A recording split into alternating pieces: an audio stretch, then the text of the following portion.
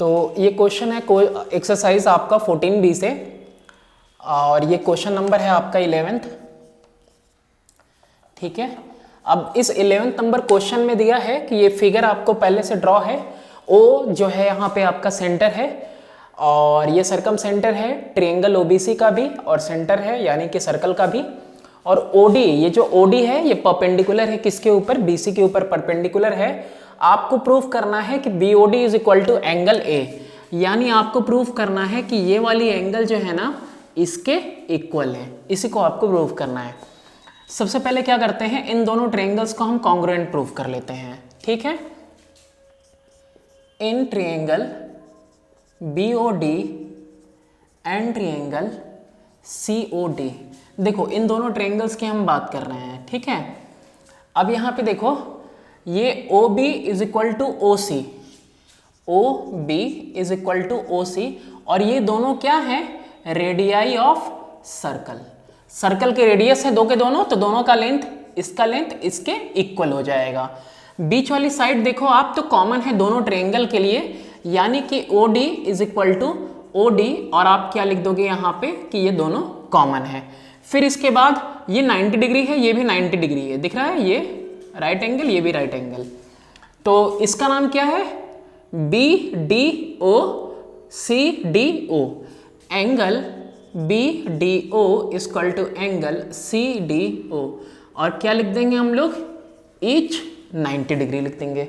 अब ये दोनों ट्रायंगल आपस में कॉन्ग्रुएंट हो गई, कौन से एक्सियम से हुई, triangle BOD congruent to triangle COD by RHS। देखो RHS का मतलब राइट एंगल, हाइपोटेनस, और ये एक साइड, तो RHS से प्रूफ हो गई।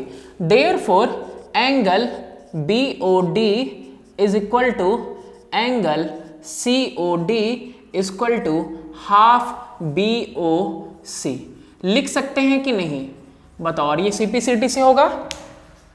मतलब मेरा कहने का ये है कि ये वाली एंगल आपकी जो BOD है, ये BOD is equal to COD, और ये आधी आधी पूरे के आधी है ना, BOD COD, और इज इक्वल टू लिख सकते हैं हम हाफ BOC। इसको ले लो आप इक्वेशन फर्स्ट। अब देखो, since O is centre and A lies on circumference, दिख रहा है, O सेंटर है, A लाई करता है सर्कमफ्रेंस पे, देयरफॉर आपको मालूम होगा angle BAC is equal to half angle BOD। ठीक है, सॉरी BOD नहीं होगा, हाफ एंगल BOC। तो एंगल BAC किसके इक्वल हो जाएगा, हाफ एंगल BOC के, यानी कि जो एंगल सेंटर पे बनती है वो क्या है, ट्वाइस है किसके, एंगल जो कि सर्कमफ्रेंस पे बनती है।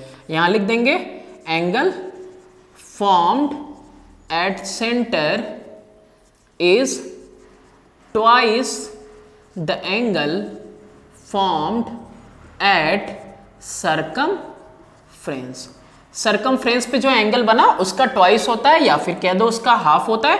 एंगल BAC ही तो एंगल A है, और हाफ BOC की जगह पे BOD लिख सकते हैं, दिख रहा है, हाफ एंगल BOC की जगह लिख देंगे हम एंगल BOD, और ये कहां से लेके आए, देख लो कहीं पे, फ्रॉम फर्स्ट वाले से हम इसको लेके आए कि BOD किसके इक्वल है, हाफ BOC के, हाफ BOC को प्रूफ कर दिए BAC के, और BAC ही क्या है, एंगल A है। क्वेश्चन नंबर 12 है आपके पास, और ये लास्ट क्वेश्चन है एक्सरसाइज 14B का। ABCD is a cyclic quadrilateral, दिख रहा होगा आपको, A है, B है, C है, D है। ABCD एक साइक्लिक क्वाड्रिलेटरल है। A circle passing through A and B meets AD and BC in the point E and F। अब देखो एक सर्कल है जो कि पास कर रहा है through A and B, A और B से पास कर रहा है, और यहाँ पे मीट कर रहा है E और F पे रिस्पेक्टिवली। प्रूफ करना है कि जो AB है वो पैरेलल है CD के। तो पहली बात ये कि इसको अगर पैरेलल प्रूफ करना होगा तो हमको कुछ ऐसी प्रॉपर्टी लगानी पड़ेगी, कोई इंटीरियर एंगल लेके आना पड़ेगा, या फिर जो है आपका करिस्पॉन्डिंग एंगल लेके आना होगा, कुछ ऐसा करना होगा ताकि हम इसको प्रूव कर सकें। अच्छा, पहले ये डायग्राम में देखो कि यहाँ पे एंगल मेंशन करके रखा हुआ है, इसका नाम है 2, 1 और इसका नाम है 3। अभी यहाँ पे देखो ABCD is a cyclic quadrilateral बड़े वाले सर्कल में, तो क्या है ABCD is a cyclic quadrilateral mention है यहाँ पे। तो ABCD अगर साइक्लिक क्वाड्रिलेटरल है तो therefore angle 1 plus angle 3 sum of opposite angle of a cyclic quadrilateral 1 plus 3 is equal to how much 180 degree. इसको फर्स्ट मान लो। अब अगेन छोटे वाले सर्कल में देखो AEFB, सिमिलरली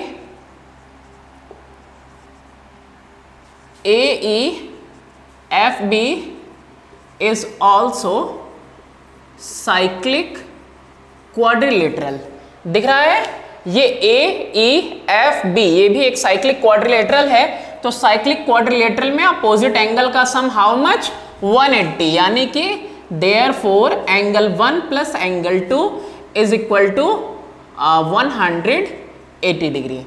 तो एंगल 1 और एंगल 2 का सम कितना आ गया आपका 180 डिग्री आ गया। और इसको सेकेंड ले लो। तो फ्रॉम फर्स्ट एंड सेकेंड देखो आप, इसका भी सम 180, इसका भी सम 180। तो हम फ्रॉम फर्स्ट एंड सेकेंड लिख सकते हैं कि angle 1 plus angle 3 is equal to angle 1 plus angle 2 लिख सकते हैं, बिकॉज ये भी 180 के इक्वल है और ये भी 180 के इक्वल है।